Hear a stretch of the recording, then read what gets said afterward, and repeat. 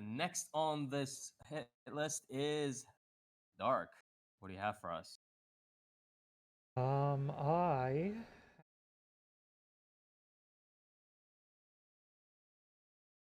You cut out a bit there. yeah, I have a level 1 demon lord and the one room hero. All Or right. level 1 Yeah, I know this was Lv1 also Maou on 2 sort one. of like the meme list. Yeah, so this um is not an isekai series, just to get that out of the way, surprisingly. Looks Mhm. like one. It is not. So this starts with 10 years ago, the hero Max defeated the Demon Lord. In order to regain his power, the Demon Lord went into a deep slumber. When he awakens, his body is only a chibi version of its fearsome. Now, curious to see what his enemy is up to, the Demon Lord visits Max, only to discover the mighty hero living in a dirty one-room apartment. Demon Lord decides to move in with Max and help his old enemy become a formidable opponent once more. So, Wait, yeah. why does he want the actual demon lord to become like strong like that again? Well, no, the hero, he wants the hero to become strong. So the hero kills him in the beginning Oh, okay, okay. with his party, and then he Oh, okay, shows okay, up at okay. his Yeah, yeah, house, yeah. and Sorry. he's just a The slob demon now. lord is coming. Okay, okay, okay. Yeah, and Got then 10 years later, he shows up reincarnated, it. Hmm. and the hero is now just like a deadbeat. Yeah. Damn, It's like it's like Hataraku Mouse-sama, right? Like a little bit. Yeah, a little bit. Hmm. I want to It's say like, more like I mean, I can see where you're going with it, but like, kinda. It's the general thing of like, oh, they meet each other in normal Japan circumstances. Yeah, Yeah, okay. it's also like a Yushibu, right? Or whatever that was. I couldn't become a hero, so I reluctantly decided to get a job. It's like that series too, I think. um, not really. So what happens? Yeah. So with this series, what happens is like in the 10 years, the like Fantasyland modernized without a demon lord in it, Yeah. or rather, the human empire, essentially. Hmm. Um, and so what this winds up focusing more so around is obviously is the relationship between Mao and Max. And kind of again that said, Mao trying to get him back on his feet, more or less. A common theme for it too is that like he's still got it, so to speak.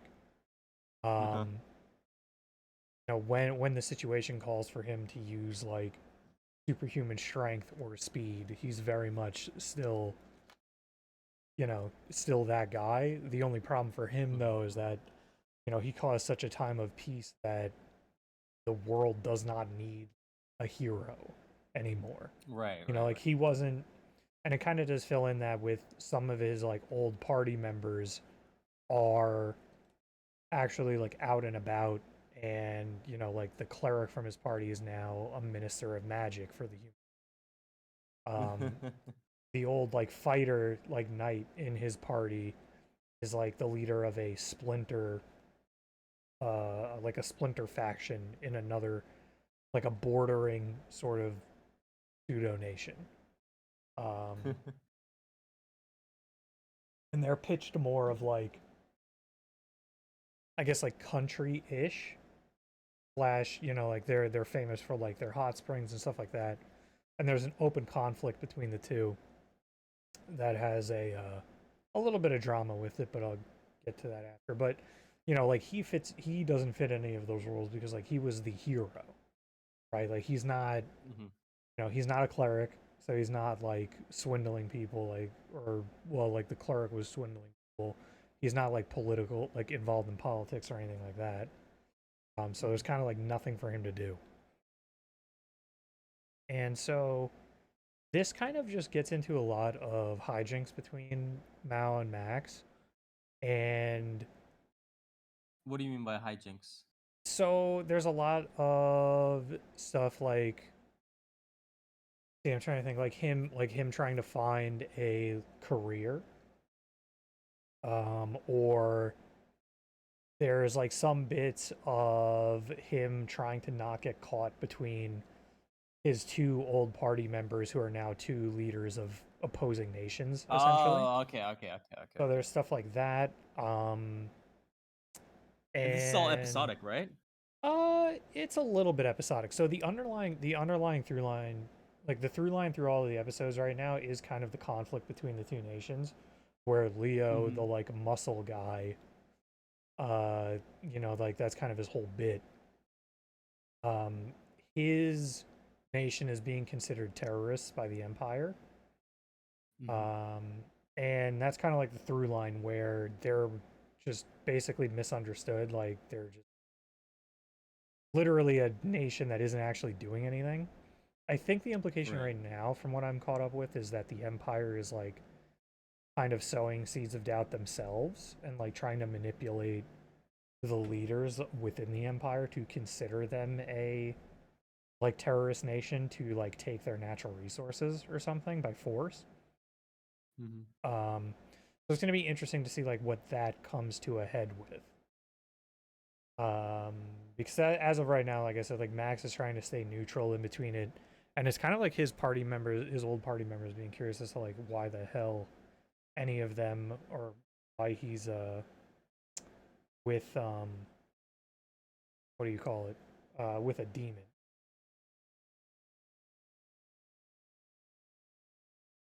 Wait, what? Like why he's hanging out with Mao, like why he's with the demon. Yeah, Because so that's one thing. Okay, like yeah. a lot of what happens is they'll be like around these other people, and one of them will detect like a demonic aura or something. Oh, okay. But otherwise, like it's just like chibi, so they're like, oh, it's whatever kind of thing. Oh no, they're fully like ready to kill Mao when they come in contact with him.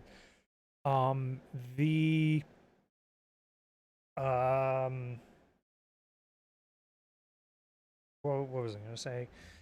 So like that's kind of like the major shticks they get into. There's there's not some minor. There's some other bits, like I said, like Max trying to get a job and then starting to try to be a YouTuber, which goes disastrously, which is very funny because some of the it's the first thing they do is him trying to do like a game let's play, and it's fucking terrible. But so one of the things is Max is voiced by Yuichi Nakamura, which turns into what do you call it? Which winds up turning into almost like, if you imagine it's just him doing a shitty version of like Tokyo Encounter or like any of his game stuff. Okay. Like you can tell like he is absolutely hamming it up to make this as awful of a performance as possible, and or he like delivers one of his really like, well. streams. Yeah, Yeah, on he his channels, right? he delivers really well to like make this really shitty. So yeah, and I'm not gonna spoil like how that episode ends with Mal, but there's a really good bit in that episode that comes to a close. I almost want to watch it just for that sort of. Yeah, that shit is really worth it. I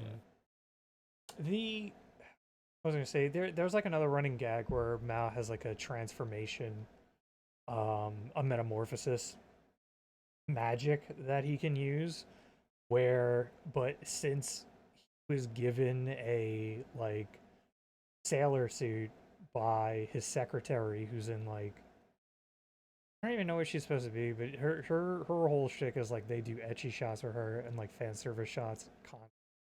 But she's like, I don't know. It's hard to explain her character. There's a lot of really good bits where she tries to be serious in between very like slapstick, etchy like, or like etchy jokes, which really don't get really get like too like ham-fisted. I think they're like delivered well enough to where it's tiring, to be honest.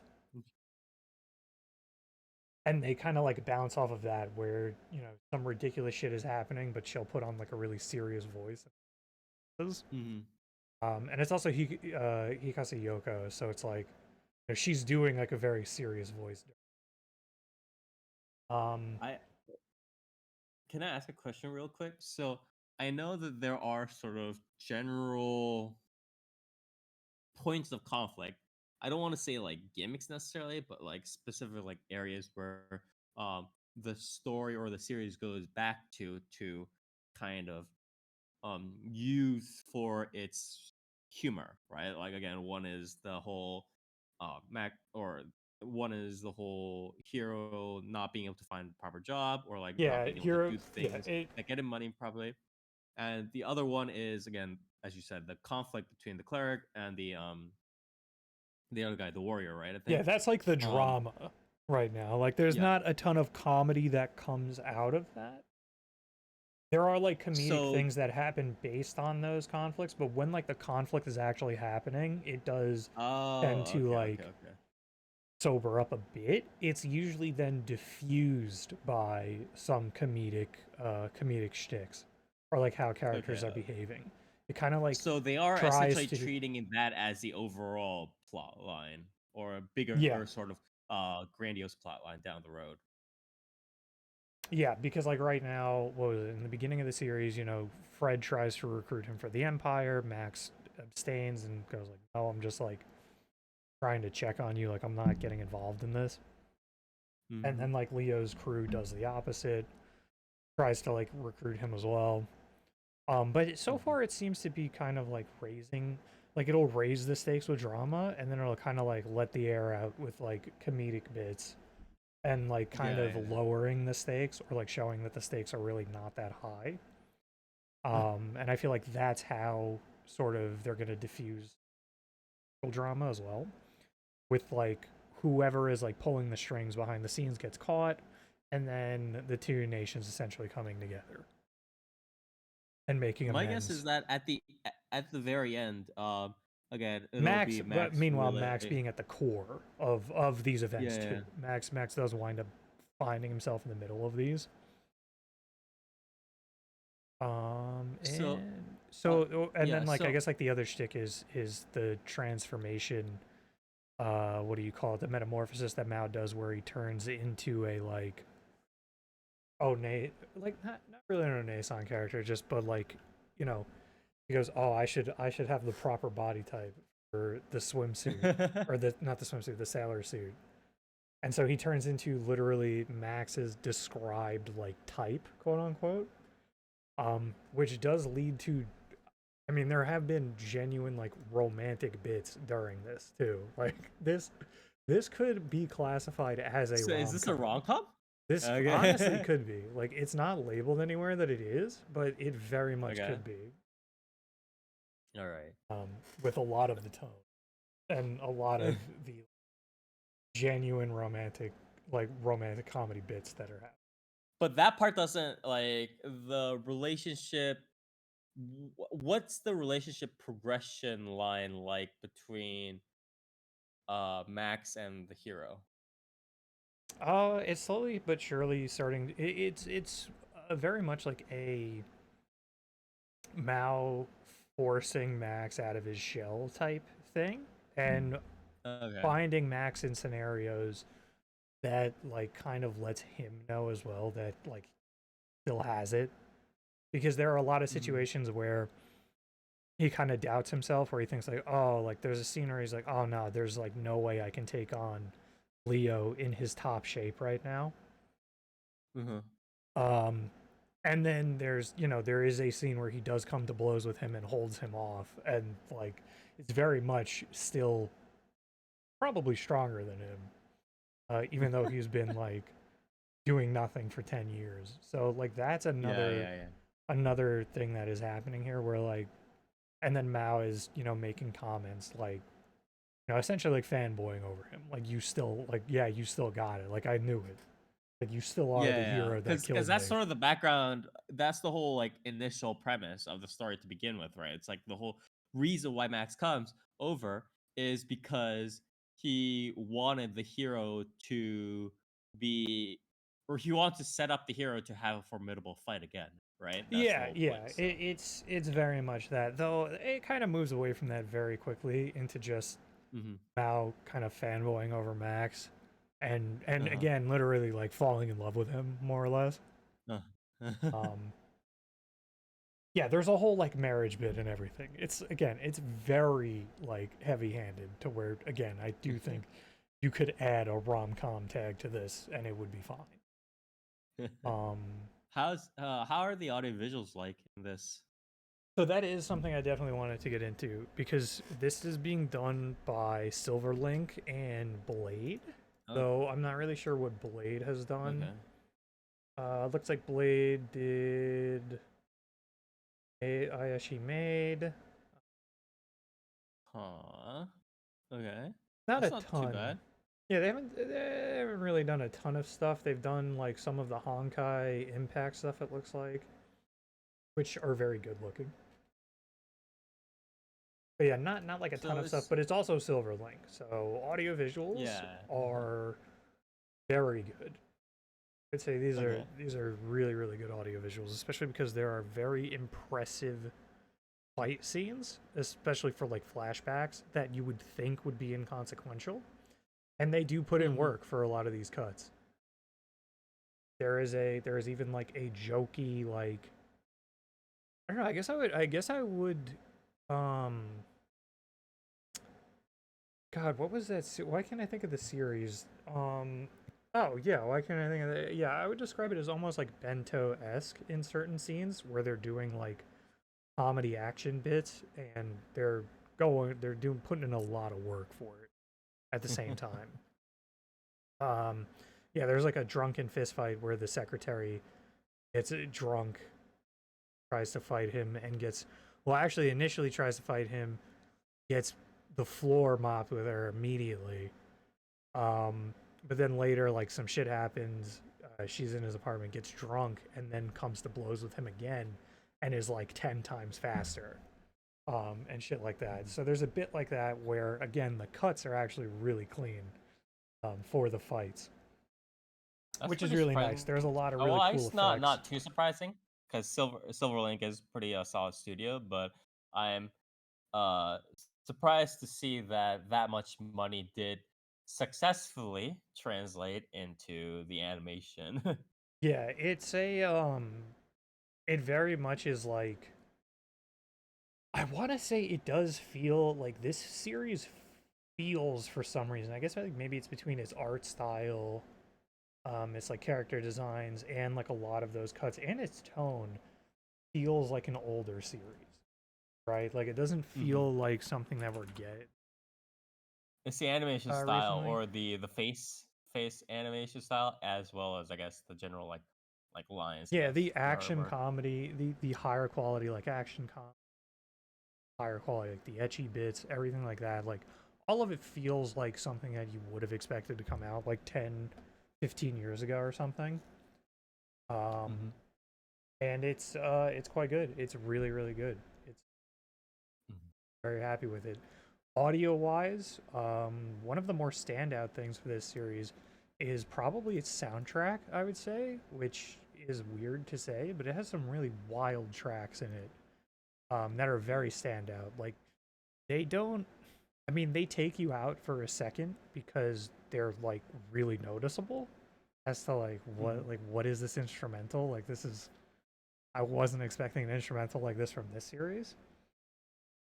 Or like this quality, like this much of a standout track in a so and I don't know if we would chalk that up to the sound director, which maybe because I mean as far as credits go, the sound director for this has done Nisekoi, Masamune-kun, Kokoro Connect, Kiznaiver, Sangatsu no So Lion, he's Bakuchi like a Text. Silverlink veteran, essentially, Yeah, from what I'm hearing. Yeah. he's done like everything. Yeah. So that's been very cool. Director wise, oh, and then as well for audio, it's like all the voice acting is incredible. It's Naomi Ozura doing her. I mean, she's doing like a normal voice when it's the metamorphosis form, but in the chibi form, doing very much the The high pitch. yeah, the higher pitched voice. What God, what was what was that series? I believe she was in. Yeah. That would be it. Yeah, like the Jahi-sama voice, essentially. Like that sort of voice for that, or the Uzuki-chan as well, like that type of stuff. So. Oh yeah, Uzaki-chan. Yeah, exactly. Yeah, I know what you're talking about. And she can kind of switch between that. Yeah, and I think the other standout really in the series, which is kind of surprising to say, just because I feel like, sometimes he does standard fare stuff. His voice is very distinct, but Ichi Nakamura. His voice, while distinct, and he's a really good voice actor, I feel like, I haven't heard him a ton or been paying attention a lot to him doing a more like gruff voice, nor do I really know if he's had much as of late that would force him to do that. I think gruffer, like he's older natural. voice. He's naturally getting that sort of grit in his voice as he grows older. Like if you notice, if you go back to a lot of his like younger roles, right, in something like Oreimo or in Blaze Blue way back when, and you compare it to stuff like now, like he and Sugita can still, and obviously a lot of the veterans can still do the high school Fujoshi cool guy kind of thing. Oh yeah, I mean, of course, he's still On Gojo that, Satoru. but Like, yeah. couldn't But couldn't hit that when he's otherwise. just doing like a standard like new character voice, and especially when he's doing it for something that's like a little bit more gritty, maybe something like a middle-aged man kind of stuff, you can really hear not in a bad way, of course, but you can hear the age in his voice, like kind of out. Yeah, that's why I was saying, I had commented earlier that, like, Yeah. he is bordering on like what would you call it? What is his name? Unsho Ishizuka. Which is old Joe. People know him as old Joseph Joestar's voice actor. Yes. Before R.I.P. to the great. Mhm. He like He's Nakamura is also the able to voice like of border. Oak in Pokemon, by the Oh way. yeah. And so it's like, if like you'll know his voice if you've watched JoJo as Yeah. well, and it's like Nakamura is able to, like, you're hearing in Max's voice acting like that sort of really deeper, gruffer, like throatiness that old Joseph had, which is kind of really interesting to hear that level of like gravelly tone from Nakamura. Right. And kind of exciting, to be honest, because it's like, damn, like we're seeing like, we're experiencing a voice actor get older and now like sound like you're like, oh, okay, so we can now hear where this sort of vocal tone like develop essentially over time, whereas before, like, you can see the progression.